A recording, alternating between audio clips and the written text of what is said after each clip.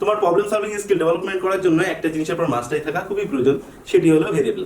আজকের মাস্টার ক্লাসে ভেরিয়েবল সম্পর্কে আমরা বিস্তারিত জানবো। চলো প্রথমে দেখি ভেরিয়েবল কি করে ডিক্লেয়ার করতে হয়।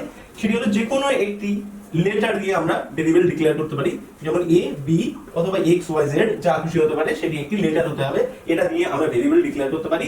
আবার আমরা যে কোনো সিঙ্গেল ওয়ার্ড দিয়েও ডিক্লেয়ার করতে পারি, যেমন এ ডি একটি ভেরিয়েবল হতে পারে, আবার মাল্টিও একটা ভেরিয়েবল হতে পারে। ধরো আমরা এখান থেকে x ভেরিয়েবলটা নিলাম এবং তার মধ্যে 10 রাখলাম। অ্যাকচুয়ালি এটার মানে কি, ভেরিয়েবল, হোয়াট ইজ ভেরিয়েবল? যদি ভেরিয়েবলকে এক কথায় ডিক্লেয়ার করা যায় তাহলে আমরা বলতে পারি যার ভেতরে, মানে এই x, যার ভেতরে আমরা কোনো নাম্বারকে অ্যাসাইন করতে পারি বা কোনো ভ্যালুকে অ্যাসাইন করতে পারি, তাকে আমরা ভেরিয়েবল বলতে পারি। এবার দেখো এই 10টা কি, তাহলে এই 10টা অবশ্যই ভ্যালু, আর এই x-টা কি, এটাই তো ভেরিয়েবল।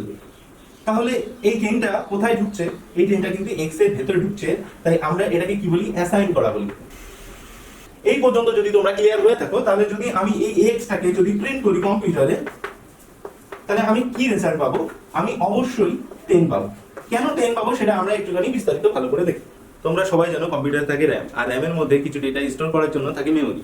এখন যদি আমরা র্যামটাকে এইভাবে কল্পনা করে দেখি, আমরা যখন কোনো ভেরিয়েবল ডিক্লেয়ার করি, যেমন এখানে x করেছিলাম, যখনই আমি ভেরিয়েবলটা ডিক্লেয়ার করলাম, আমার এই র্যামের ভেতরে কিছু জায়গা অ্যালোকেট হয়। যেমন আমি ধরে নিচ্ছি এই জায়গাটাই আমাদের র্যামের ভেতরে অ্যালোকেট হয়েছে আমাদের x ভেরিয়েবলের নাম।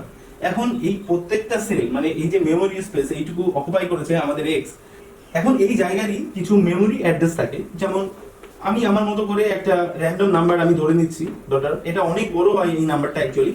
এখন এই নাম্বারটাই হলো অ্যাকচুয়ালি এই যে x এর যে অকুপাই করা জায়গা, সেই জায়গা এইটা কিন্তু অ্যাকচুয়ালি এই অ্যাড্রেস। এখন এই অ্যাড্রেসের মধ্যে আমি দেখো 10 অ্যাসাইন করে রেখেছি, তাই এর মধ্যে এখন আছে 10। এখন যদি এই 10টা আমি অ্যাক্সেস পেতে চাই, তাহলে এই x এর বদলে আমি যদি এখনই এই অ্যাড্রেসটা, মেমোরি লোকেশন অ্যাড্রেসটা যদি দিয়ে দিই, তাহলেও কিন্তু আমরা 10 পাবো। এই অ্যাড্রেসগুলো এত বড় হয় যে আমরা যখন মাল্টিপল ভেরিয়েবল নিয়ে কাজ করব, তখন এটাকে ম্যানেজ করা খুব টাফ হয়ে যায়। সেই কারণে আমরা কি করি, আমরা এই যে অ্যাড্রেসের রেফারেন্স হিসেবে x-টাকেই ব্যবহার করি অ্যাজ এ ভেরিয়েবল নেম হিসেবে। এই ভেরিয়েবলটাই আমরা প্রিন্ট ফাংশনের মধ্যে দিয়ে দিই এবং আমরা আউটপুট হয়ে যায় 10। দেখো কিছু স্টুডেন্ট ভেরিয়েবল ডিক্লেয়ার করার সময় তারা এটা প্রায় ভুল করে, যেমন তারা দুটো ওয়ার্ড আলাদা আলাদা ভাবে লিখে একটা ভেরিয়েবল ডিক্লেয়ার করার চেষ্টা করে। যেমন 2, এই টোটালটা মিলে তারা একটা ভেরিয়েবল ডিক্লেয়ার করার চেষ্টা করে, কিন্তু এটা কিন্তু রং। তার কারণ হচ্ছে, তুমি যদি এইভাবে যদি ভেরিয়েবল ডিক্লেয়ার করবে, তাহলে এই দুটোকে মাঝখানে ফাঁকা না রেখে তুমি এই দুটোকে এক করে দাও, তাহলে কিন্তু তোমার এটা ভেরিয়েবল হয়ে যাবে।